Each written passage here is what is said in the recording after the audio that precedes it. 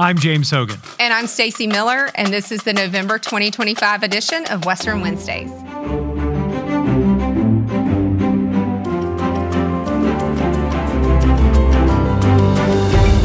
Welcome to Western Wednesdays. I'm James Hogan, the Assistant Vice Chancellor for Engagement here at WCU. With me, Director of Alumni Engagement, Stacy Miller. What? Great week. Hey, how are you? Fantastic. I am excited because this is homecoming week. And we're going to talk about that on the other side of this interview today. We have retired Lieutenant Colonel Larry Naylor from the class of 86. Class of 1986. Doesn't seem to me when you talk to him and, all of that energy bundled up into that little bitty self of his that he graduated. He could have been like class of 2016 easily, right?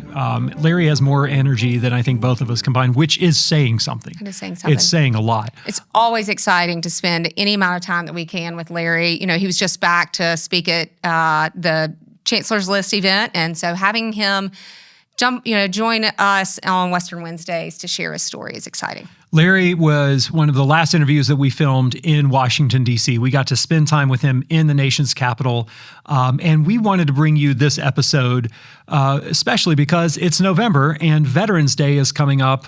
This episode's coming out right at the beginning, and next week will be Veterans Day. And we always want to talk about the special place that WCU is for students who have served in the military or who go on to serve, in Larry's case, after graduation in the military. Western always ranked as a great spot for those kinds of students, military families and their students. Well, James, we've been super excited to share this and holding on to this one for a while, so let's get into it. All right. Lieutenant Colonel, retired, Larry Naylor, thank you so much for being with us and joining us for Western Wednesdays. It's great to sit here with you in Washington, D.C. Yes, so honored to absolutely be here. Thank you for the opportunity. Absolutely, yes. Absolutely. We are here in Washington, D.C. It's a busy day in D.C., another bad weather day. We had hoped to be on a rooftop looking out over the White House, but it's all well and good here to be indoors and dry and warm, which is always a good thing. Well, I don't know who ordered this weather, but this is not normal. We brought it straight up from Coley, Larry. Are you kidding me? That is exactly right. We wanted to bring you some WCU weather to have this with you here today. So yes. Well, Larry, you are one of the most connected people to WCU that I know because of your family, because of so many things. And I know that you have a lot of connections to Western, but I wanted to ask you to start off by telling us, how did you choose Western Carolina University, and what was that whole decision-making process like for you? That's interesting. So it kind of started back in 1978 or something like that. We had a cousin who decided to go to Western Carolina University. He was in 1973 is when he started, and he invited my brother, Michael, up for a weekend. And so Michael decided to go to Western Carolina University, and the rest is kind of history because out of respect to him, he decided to go, and I'd never really thought about college like that. And I decided that I was going to do the same thing. And the thing that really kind of, I guess you could say, that really added and accented this whole thing was, it was back in 1980, the choir came to our church in Mocksville, North Carolina, the Western Carolina University Gospel Choir. And after seeing that and experiencing that, I was done. I'm going to Western Carolina University, and I'm going to play for that choir. So first the cousin, then Michael, then the gospel choir. That's right. And that was all you needed? All I needed. That checked all your boxes. Yeah. I'm going to say this multiple times. Changed my life. It was amazing. So, when you got to Western, you talk a little bit about that experience. What was that moment like when you stepped on campus as a student? Because you're no longer just a cousin or a little brother of a Catamount. This is your time. And while you did somewhat follow in some footsteps, you paved your own path there too. So talk a little bit about your days in Cullowhee. So when I arrived in Cullowhee as a student, I'd already had 4 years of pretest. Because mom, dad, my younger brother Eric, we'd always bring Michael up, and I felt like I kind of knew Western. So When I actually landed on the yard of Western Carolina University, I had 4 years of pre-experience. But walking in my own space, making my own way, it was really interesting because I felt like this was my time. And it was really interesting in that, just coming in, and it's almost like, you're Michael Naylor's brother, right? I'm like, yeah, I'm Larry. And I had an unfair advantage, I really believe, because I'd had 4 years of pre-experience. So coming in, my confidence was already there. I knew what I wanted to do. I got to play for the choir as a first semester freshman.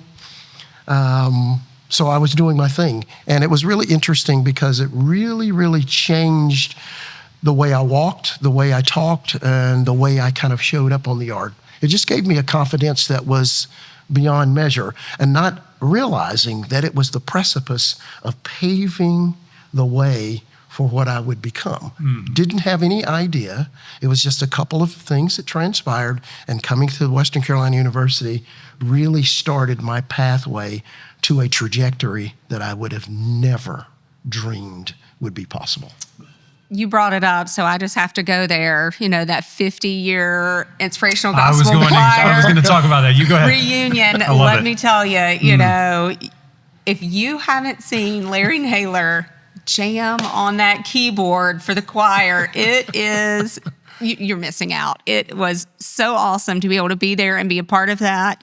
It was so fantastic. And to see you, it felt from the seats, you know, from the spectator seats, like you were just reliving those days. Like you just went right back into your element and hung right in there with those college students. It was fantastic. Loved it. And before we hit go on this podcast, Larry was like, you know, like, I don't want to come across, I think you were being a little bit self-conscious a little bit. And you're like, how do I come, you come across as a freaking rock star, Larry That's Naylor. right. That's exactly what it is, behind the keys. But I also want to ask a pointed question about that. Yes, sir. Because you were the leader of that band, that choir. When you first showed up, did you have to shake off? And by the way, I sure hope Michael Naylor watches this. I am sure that him and Eric and the whole family will But probably watch. all of Naylor Nation will help get this right. far and wide. But did you have to shake off your older brother's shadow a little bit? You know, that's a really interesting thing. Many, many years ago, Michael said something to me long after graduation. And my older brother, who basically pioneered everything that I am today, and I have to keep saying that guy changed my life.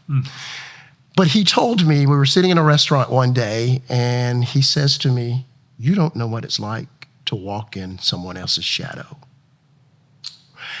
And him saying that, Wow. to this day, I'm still wondering what he meant, because I'm like, brother, you were the reason. You are the reason I'm here. And I don't think you're saying that I don't know what it's like to walk in someone else's shadow because you feel that I don't walk in someone else's shadow.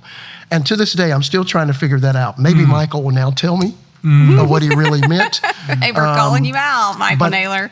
It was my time. It was my season. And it was a new day for me to be able to be my own person. And since I was 6 years old, I'd been playing anyway. And it was just my jam. So being able to show up, 25 or 30 years afterwards, and be able to, you know, from that kid that was playing for the choir until now, who I am, and being able to play for that same choir, it was just energizing for me. Awesome. So, yeah. Now, as you see, the gospel choir was a part of your Western journey. It was not the only thing you did at Western. What are some of the other programs that you were involved in back in 1980s? Oh, wow. So I was a member of Last Minute Productions. LMP. Yes, LMP. Still there. And I was a member of Alpha Phi Alpha Fraternity Incorporated, New Zeta chapter. I got to be the president for a couple of years in doing that as well. And one of the major things, I guess you could say, was I decided to join the ROTC program. My senior year of high school in Davie County was the first year that they offered a junior ROTC program. Wow. So for grins and giggles, I decided to join the junior ROTC program my last year in school, and I really liked it. I was the battalion executive officer, So it kind of came easy to me, and I decided that when I got to Western, I was going to really check out the program. So I ended up being a member of the ROTC program at Western Carolina University. What was that like in 1982? Your class of 86, you showed up in 82, and because I asked that specifically because Western no longer has an ROTC program. This is something you and I have talked about. Wouldn't it be great if there was a way to get that going again? But how did that work? Did you feel like ROTC students were kind of in their own club together? Club's not the right word for it, but you know what I'm saying, in their own group together. Was that its own social thing, or was it more just, oh, you happen to be in ROTC and you also do all these other things? That's an interesting question. In all honesty, it is its own thing, but I've always been the person that I'm all things to all people. Yeah. And because I was an ROTC cadet, I was still a fraternity brother. I was still the leader of the gospel choir, last minute productions, and just loving life and, doing my own thing. So I never really compartmentalized myself into one particular thing, even though a couple days a week we would wear our uniforms. Yeah. Well, right, yeah. But I still was, I'm Larry. But you also, right. Michael's brother, Western Carolina University, and I'm living my best life. Yeah. The other day you wear your letters. Right. That's right. So On Mondays, you got something for every day. That is exactly right. On Mondays, we'd wear our suits and ties for the fraternity, and then Wednesdays, I think we would actually put on our military uniform, and it was just kind of literally all things to all people. I was just How many students were in ROTC at that point? I'm going to take a guess. I would say probably maybe 100, 150. Okay, so maybe. Class A day was a big deal. Like there you would see. Yes, you would see quite a few cadets going around. And in my freshman year, so I'm just a neophyte, I guess you could say. So I didn't really know a lot of the more senior people. I did have one fraternity brother who was in the program, and he was a little more senior than me. But the ROTC program was really kind of closed off to the rest of campus, other than you would see us walking around in uniform. Right. Other than that, you really didn't know what it was that we did. Right. And what was going on. And I still wonder if people really were curious about who are those guys walking around in uniform? What's that all about? What are they really doing? Because I really didn't know when I first joined. I kind of had a general idea what ROTC was about, but there's much more to that story. And I think it's important to note too, right, that, Larry graduated with a degree in motion television production, right? That's right. ROTC is not a major. Right. It is a program. And I think that's important to note because people would think with the commitment that comes with that, it is not an academic program of study. It is something you did, but you had a completely different degree. So that's a huge commitment that goes into that, and well beyond what you experienced at the high school level, right? Oh, absolutely. I mean, it was a totally different time and place getting to the ROTC program. And it was really interesting because you were actually, unbeknownst to me, and I know you think it's going to be weird for me to say this, but I had no idea of what this was going to turn into. So here I am. Really? So you were just, there because it's ROTC program. I was going to test it out. I did it in high school. It was wonderful. So I'm going to join up my freshman year, first semester. Why not? What one does. But guess what? I decided that I didn't want to do the ROTC program. So my second semester of my freshman year, I decided not to. Oh, interesting. Well, it was kind of interesting in that I just wanted to kind of be in college and not have to worry about that. Right. And it was really an interesting dynamic. And then that summer of my freshman year, they had this thing called advanced camp or basic camp or something like that. I can't remember the exact name of it. And it was $100 per week. It was 6 weeks. And in Georgia, I believe. And I'm like, really? $600? Sign me up. So I went. And it was amazing. Oh, wow. So when I came back to Western my freshman or sophomore year, first semester, I'm in. And I just joined back into the program. Oh, man. Hey guys, I'm back. Going. Yeah. Yeah. Yeah. Changed my mind. Yeah, I'm back in.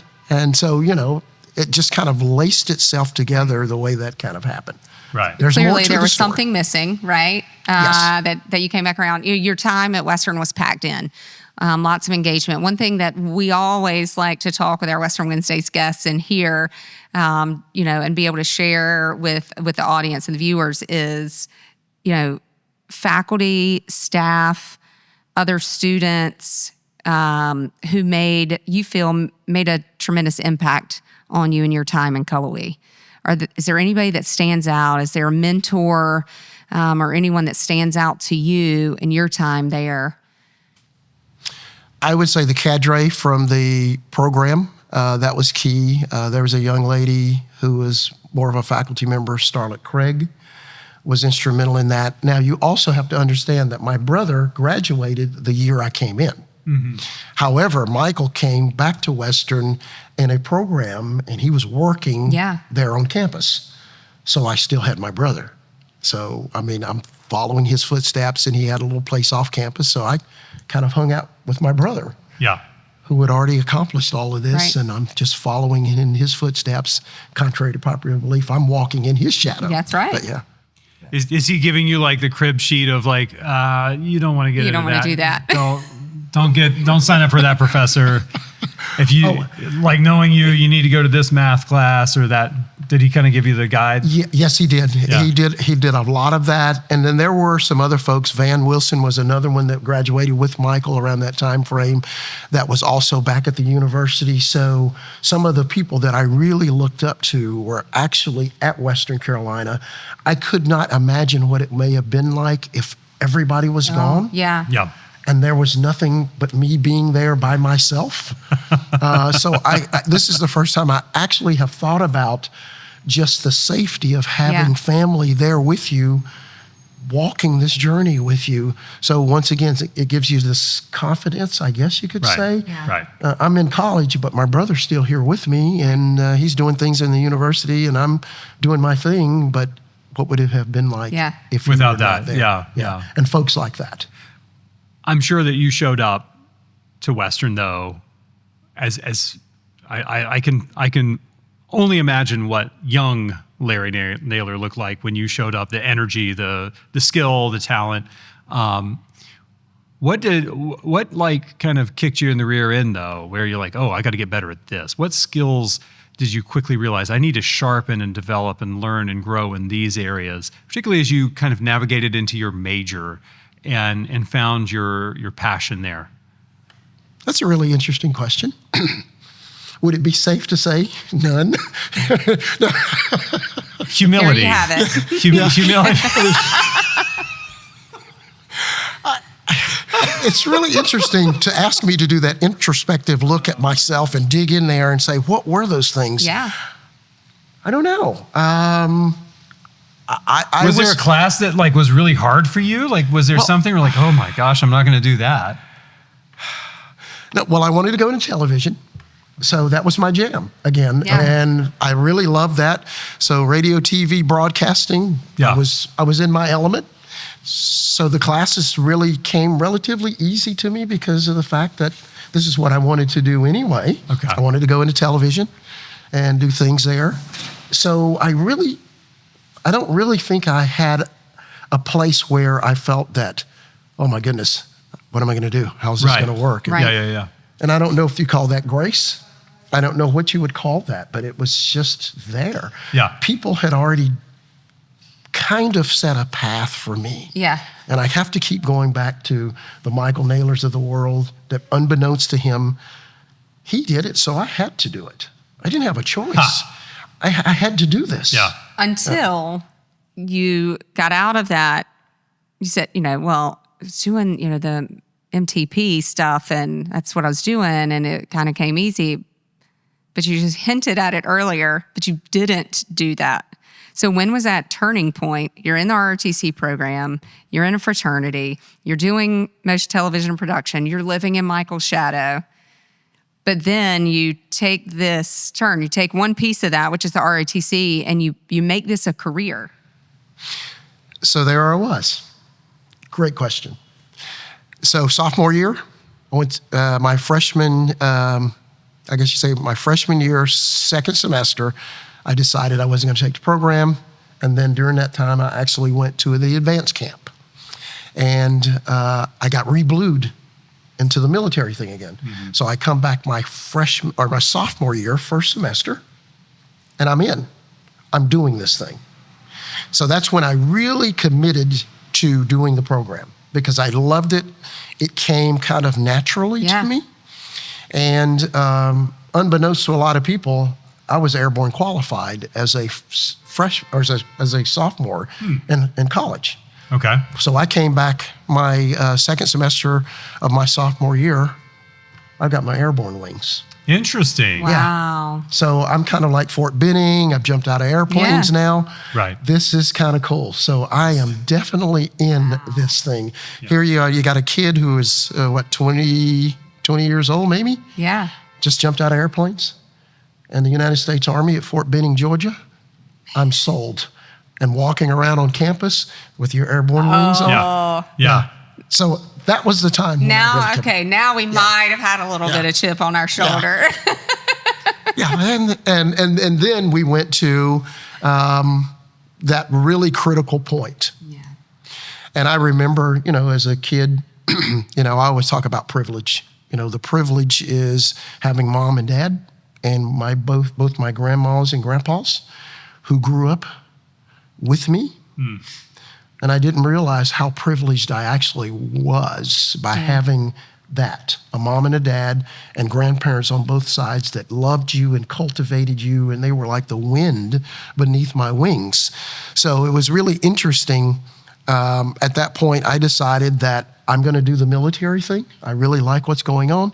And then unbeknownst to me, my brother was approached by some of the ROTC cadre. And they said, we really like, obviously I'm paraphrasing, we really like what your brother's doing, and see if you would be interested in receiving a scholarship for ROTC program. Oh, wow. So Michael calls me up, it's like, Larry, would you be interested in the scholarship? And I'm like, what's that? Said it's $100 a month, pay for your books and fees. And I'm like, what? How would you not be? How about that? I mean, you're in. When I talk about a privilege, when mom and them sent me up here, I'm kind of like, how am I going to do this? And she kind of taught me what I needed to do and where I needed to go. So that was the opportunity of a lifetime to be offered a scholarship, and they're going to pay you $100 a month. So that's when I called mom and I said, hey, mom, I think I'm going to do the ROTC program, and I'm going to accept the scholarship. And I said that I don't know what's going to happen from this point, but I would like to accept the scholarship. And I did not know what that was going to bring, but it was absolutely amazing from that point forward. When that became more of a concrete idea of, I'm going to graduate college and be commissioned into the United States military, what did your family think about that? So I told mom that I would probably have to go active duty. That means that you can't be in the reserves or the guard or anything. You're literally going to go. And I said, I think that would be great. For the scholarship to pay for my schooling, I would sacrifice that. So I became a distinguished military student, and I graduated as a distinguished military graduate on 10 May of 1986 at about 9 o'clock. I put on my uniform, and I received my commission as a second lieutenant. And then that afternoon, I put on my cap and gown, and I received my diploma from Western Carolina University. In high school, my sergeant major, Judge Myers, I asked him to come and pin me. Oh.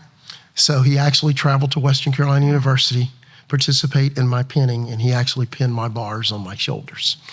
And I owe Sergeant Major Judge Myers so much for that. But anyway, because I was a distinguished military student and graduate, I got the opportunity, and a scholarship recipient, I could select where I wanted to go.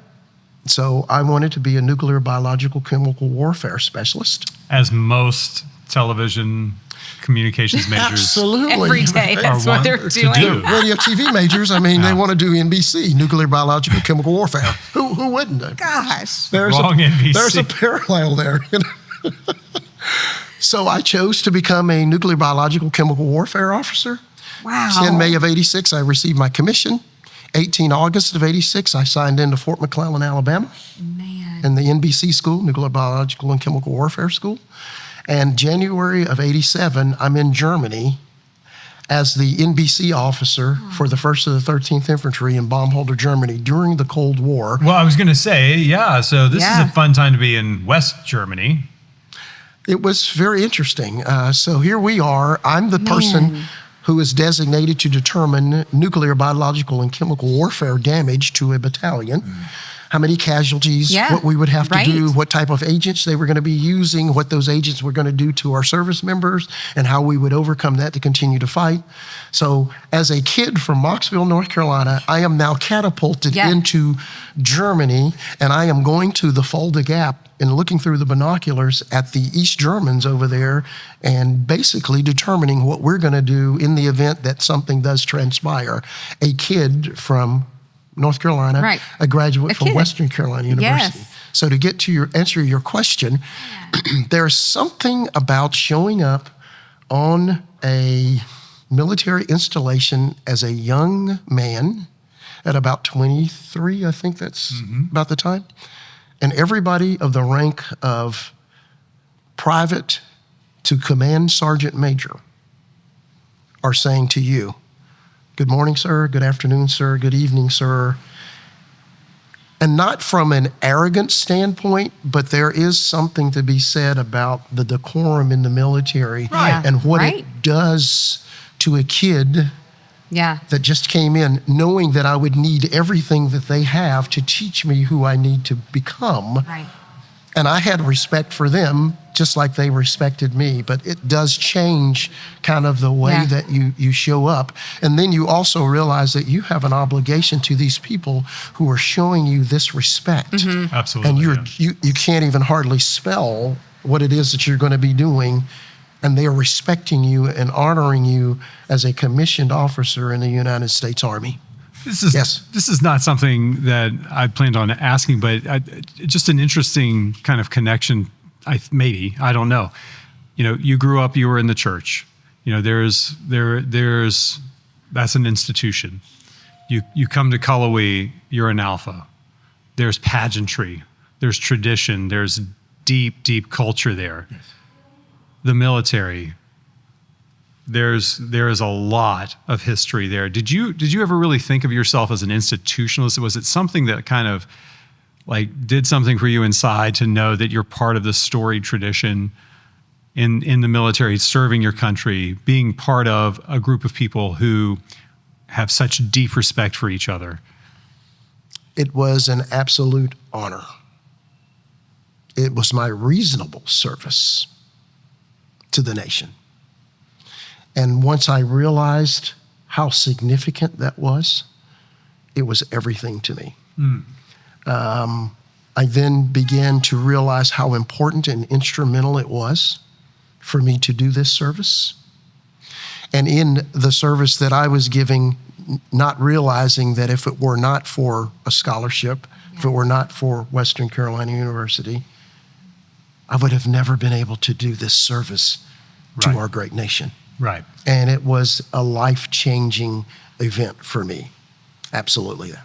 What skills, and I know I'm asking Larry, this is very uncomfortable for him because you are not a talk about yourself person. Never. I'm asking you to step out of that humility for a minute and tell us, you know, what skills do you feel like you possess to be able to manage that without it soaking up and becoming an arrogance thing, right?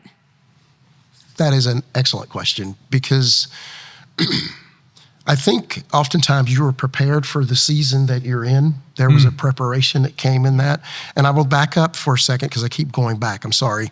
But as a 6-year-old kid, just kind of out of the air and a gift to be able to start playing a piano and your mom and dad noticing that, and then going to first grade first year of integration in Wacksville, North Carolina, and your school teacher, Miss Martin, saying, "Hey, Larry, will you come and play a song for the kids in your class?" Wow, that's pretty cool. Yeah. And then a UH-60 helicopter lands in your schoolyard, and all of us are sitting there in the grass. And when the door swings open, my uncle has on his helmet, and they were like, "That's your uncle?" I'm like, "Yeah, he was the crew chief, but for first year, 6-year-old kids, he was the pilot." Yeah, right. Right. Of the Didn't matter. helicopter. Big deal. Yeah, that's your uncle. My point is, those were preparing things for me, Yeah. unbeknownst to me. And my mom and grandma and their support that they gave to me, and always sitting in church playing and looking out there, and they're like affirming what you're doing. That's my son. That's my grandson. So those things really did make a difference for me. So in that, I really believe that there was a preparation where I never thought of myself higher than I was. I was just always honored to be with whomever group that I was with. And it really just kind of put me in a place where I could be myself and hopefully not offend by how people may see me or perceive me.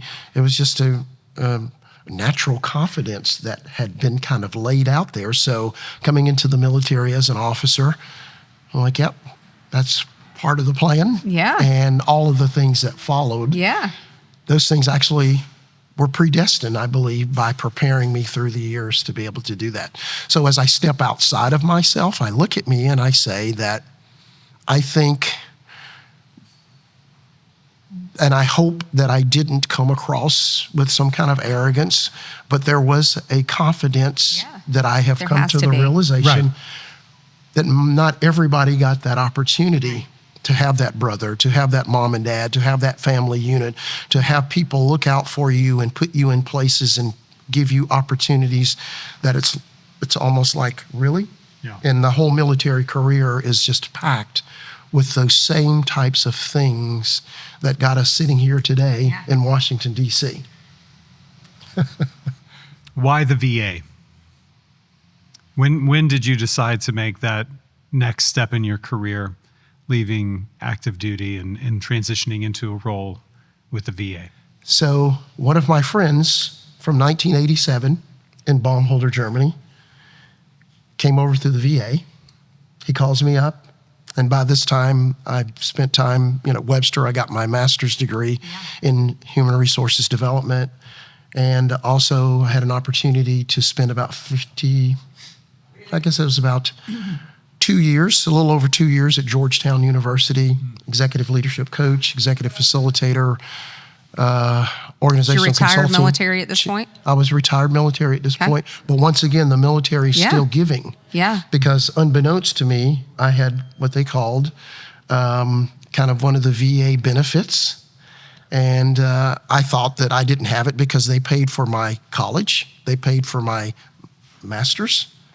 But they said, no, you have an education loan that has been here for you. So I decided to go to Georgetown by a mentor of mine, God rest his soul, Lieutenant General Lovelace. And I spent about 2 years at Georgetown getting advanced degrees. So here I am in DC. I was supposed to be here for, I guess, 2 years. And I was going to go take battalion command in Germany. Back in Germany again, it was during the Gulf War era. I was working with Secretary Powell at the United States Department of State. And then after him, it was Secretary Rice. I got some awesome opportunities to do some things, and I decided that I was going to stay in Northern Virginia. My kids were growing up here, so I was kind of set here. And a couple of years later, a friend calls up and he says, hey, would you mind coming and helping me out at the VA? And specifically in the Veterans Health Administration. We care for, God only knows, 9 million veterans and their families, and 177 medical installations, and I would get to use my gifts and talents that Western Carolina provided for me. That was the catalyst for me to do it and give back to the veterans that had given so much. So that's why I decided to go to the Veterans Health Administration. I was the trainer and developer for strategic programs within the VA. So I travel all around the country speaking to different Veterans Health Administration hospitals, talking to them about how to love their people and provide the dignity and respect for the service members that has given so much. So that's how I kind of got into the Veterans Health Administration event. So then we go VA to Naylor Enterprise, and my way of saying this is what, why, are you ever going to really actually retire? Has that maybe finally happened? I like to tease you, this is just an ongoing thing. We're just going to keep on going and adding to that resume. But why? And what is Naylor Enterprise? What was that? So Naylor 2 Enterprise is comprised of all of those things: strategic, it's executive consulting, facilitation, strategic diversity, equity, inclusion, which is under a different name these days, obviously. Organizational consulting and change of leadership. I was using my leadership experience over my 20 years in the United States military. And we formed a company which is a woman-owned, small disadvantaged, veteran-owned business. Leatrice is the president and CEO of the organization, and I work for her. And we actually do a lot of... Yes, you do. I love it. A lot of things in the community. I live in Manassas City, and I've done work with the police department, the sheriff's department, a lot of the agencies there, kind of helping them out. A lot of the churches in the community, I try to help them out in different ways with how they're going to set up their programs and things of that nature. So that's how Naylor 2 Enterprise got started. And then I met a good friend from Georgetown University. We formed a company called Inclusive Leadership Strategies. Oh. So ILS, we are co-owners of ILS, and we do a lot with different places. We've helped several churches in the community, a lot of the nationally recognized churches. We've helped them with building their leadership programs within their churches and kind of helping them out. So that's how Naylor 2 Enterprise and Inclusive Leadership Strategies really got started. And I have decided that I'm a lifetime learner. I love this space, and I'm going to do this work until I can no longer do the work. Yeah. And I'm having a wonderful time doing it right now. So I'm just going to keep doing it. Oh, I believe that. I don't think that there's ever stopping anything in your future. Even with grandkids now, I don't see. Well, I'm sure that there'll be a time when they will say, Dad, I need your driver's license. That'll be fun. I'm not signing up for that one. The driver's license theory where they're like, Dad, you can't do this anymore. Oh, Yeah. gosh. Grandpa, you can't do it. So anyway, I'm going to keep doing what I do because I owe so much to so many people that gave me opportunity. Well, one of the things that you certainly have done a lot of is to give back to WCU. You've done that through your service on the WCU Foundation Board of Directors that you just wrapped up a term of service, deployment, if you will, with the Foundation Board. I get a sense that I know the answer to this already because it's going to sound familiar, but why do you give back? What made that decision easy for you when Western Carolina calls you up and says, we need your help? Hey, would you be on the foundation board? Hey, would you come speak at the chancellor's leadership reception or chancellor's list reception? It's never a no. It's never a no with no. I'll answer it like this. If somebody reached into my life and they grabbed at Western Carolina University and they pulled it out of my life's trajectory, I got cold chills right now just thinking about it. None of this would be possible. Absolutely none of it. I tell people all the time, Western Carolina University changed the trajectory of my whole entire life. I owe, and this morning I was thinking about it, sometimes people are like, well, is it a he or a she? It's her. I owe Western Carolina University so much because without her, none of this would be possible. David Belcher would be so happy to hear that we are in the business of changing lives and to hear a success story of doing that. Without question, Western Carolina is everything to me. That little university up there nestled in the mountains of North Carolina changed my life. And I will forever be indebted to Western Carolina University. I mean, if you really think about it, take it away. None of this would be possible. Now, people would say, oh, yeah, it would have been a different university. It would have been a different time. Well, it'd be easy to say. Right. However, I wouldn't think so. Western Carolina is everything to me. And that university is phenomenal. So much so that Naylor Nation has That's right. has been supplementing our enrollment ever since with ready supply of future Catamounts. Oh my gosh. Well, Larry, I want to ask you one more question, and that is if you could travel back in time to the fall of '82 and you walk into your dorm room after having answered 3 or 4 different times, are you Michael Naylor's brother? And yes.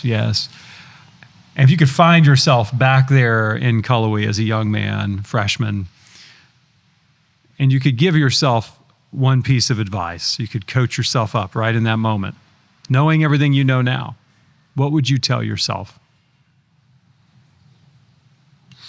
That's a really good question. We didn't send that one to you in advance. Yeah, actually, that's really good. I would say be your best self. Be your authentic self, and be the leader that you've called to be, that others may see your walk, and they may decide to follow in those footsteps. I'm sure that there would be some that probably would see it a little bit differently, but I really feel that as a kid from Mocksville, North Carolina, I tried to do that. But I would say that I would probably keep those tenets very, very high on my list. That there's someone that might see you and decide to follow in your footsteps. So be your best self as they follow you. I love it. Yes, sir. I love it. Lieutenant Colonel Naylor, thank you for your service. Yes, honored. Thank you for all that you've done for Western. That's right. And thank you for sharing this story, spending time with us today, and sharing this story with Catamount Nation. Absolutely. It's been an honor. And I thank you all. You're my family. And I thank you for everything that you're doing, continuing the legacy of our esteemed university and the sacrifices that you all are making to do these things. Because at the end of the day, the lowest common denominator is for an individual to feel valued. And you all have always made me feel that. Today is absolute punctuation to that. And many other people, hopefully they will begin to understand as well that you matter. So when you represent, coming from Western Carolina University, represent well. That's right. God bless you all for everything that you've done. Thank you for this awesome opportunity to be in this space today. Stacey, there is no other Catamount legacy quite like Naylor Nation. That's right. I mean, what a story, what a connection to this place. You've got Larry, class of '86, Michael, class of '82, Eric, class That's of right. '91. Yes. And then you have Lexi and Brittany, his 2 daughters, who came here. I mean, the legacy runs deep. If you really want to know the entire number, Stacey and I were talking about this earlier. We knew we were going to forget somebody. Just look at the view count on today's podcast, divide it by 2, and that's probably the total number of alumni. It's going to be legacies. up there for sure. But we just did legacy pinning earlier this fall, which is always so special, and those connections are so meaningful to the Catamount family. That's right. And Eric was here pinning his son Alex at this year's legacy pinning. And so it really special to be a part of seeing another Naylor get pinned as part of the Catamount legacy story. Really cool. And guys, like, we always like to bring you interesting alumni stories. If you ever doubted, you too could be a radio and television major who goes on to be a nuclear, biological, chemical warfare officer in the United States military. Wow. So, It's perfectly sets you up for that, right? We've got finance degrees, playing Major League Baseball. all the things around here. Guys, it really is just about coming here, getting involved in this place, Yeah. and you can do anything. But again, before we move on from the Veterans Day recognition, and especially what that means, I loved how Larry talked about how he felt wearing the uniform, knowing that his sergeant major from high school was able to pin his bars, knowing how he felt when others looked at him, and then turning that service back around when he went back to work for the VA. Right. So special, and such a special way to think about serving the country, to use that WCU education in such meaningful service. Very important for Larry to have done that, and what a gift for all of us. That's right. So I got to talk to Larry last week and had a great conversation and talking about a little about what's coming up. Larry's going to be here for homecoming, so it's exciting. Get to see him again. Wow. Here they come. It's here. It's literally here. It's coming. So this is coming out on Wednesday, of course, and Friday. Parade party. Homecoming parade. Yep. Homecoming parade and parade party downtown Silva. We'll be down there with, 1,500 of our best Catamount friends. Oh my gosh, guys. It's going to be so fun. Come out. Come back on Saturday. Alumni Awards banquet Saturday morning. I don't know if there's still any tickets left, but maybe if you show up and you beg really nicely, we'll let you in. Football game. It's going to be a great weekend. It's going to be awesome, guys. That's right. We're going to celebrate Alpha Kappa Alpha Sorority Incorporated is celebrating their 50th anniversary on campus. So that's exciting. It's going to be a busy weekend. It's going to be a busy rest of the fall semester. And then, you're going to turn right around and go to Winston-Salem on Monday. And for all of our friends out there who are music educators or School of Music alumni, and you're going to the North Carolina Music Educators Association Conference, you're going to be there buying drinks and stuff. Absolutely. Oh. We're going to be there with some folks from the School of Music, and we're going to have a great time. It's going to be really fun. Good. I think you're going to love the music majors. I think Can't wait. They're a lot of fun to hang out with. All my friends that were great fun. So that makes that. Hanging out. It's going to be great. And then also don't forget our senior day and Hall of Fame, the last football game, football game of the year, November 15th. Come back out. Never a bad weekend to spend in Cullowhee, even in November. So it's going to be a good tailgate, good game, good time celebrating those, former athletes. It's going to be great. Good folks in the Hall of Fame as well. So, folks, make your way to Cullowhee or make your way to alumni.wcu.edu/events, where you'll see all of the events. I know we've got a coaches caravan coming down the pike. Yeah. We've got some other opportunities for you to get together. Just as much as we want you to come back home to Cullowhee, we try to get out to where you are as well, because we know it ain't easy getting back here and you can't always do it, but you throw a good party just about everywhere you go. We try. Yeah. Well, you've done it again. You spent another hour, give or take, watching us on Western Wednesdays. We always appreciate it. Be sure to like and comment and share and 6, 7, something. I don't know if I did it right or not. I don't even know what that means. Sorry, kids. Just put that out there. Make it a reel. I don't know. Make it something. Sam will figure it out. Thanks to Sam Wallace, our producer. Thanks to Larry for all the time that we got to spend in Washington, D.C. Thanks to Ben Com for setting all of this up and getting us where we needed to be and coming up with all the plans to make this happen. Shout out to Ben Com. Boy, did he have to run an audible for us. So thank you again. And as always, from here in Cullowhee, go Cats.